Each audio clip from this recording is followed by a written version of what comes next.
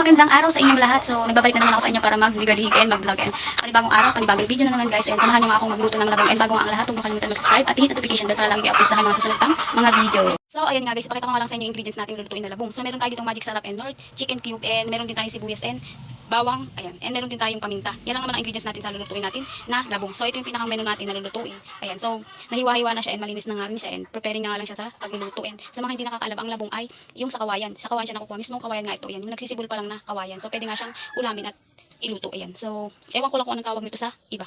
Ayan, so, samahan nyo nga akong iluluto itong labong.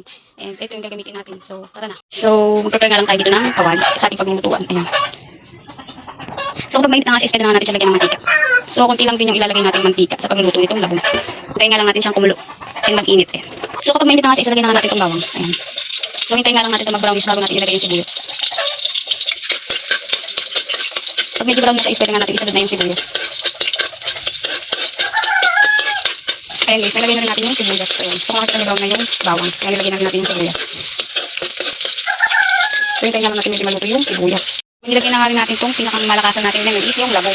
So, wala tayong taga-video kaya ilagay na natin kaagad. And ipakita na nga lang natin yung nakalagay na dito. And ginigisa na natin yung mismong labong.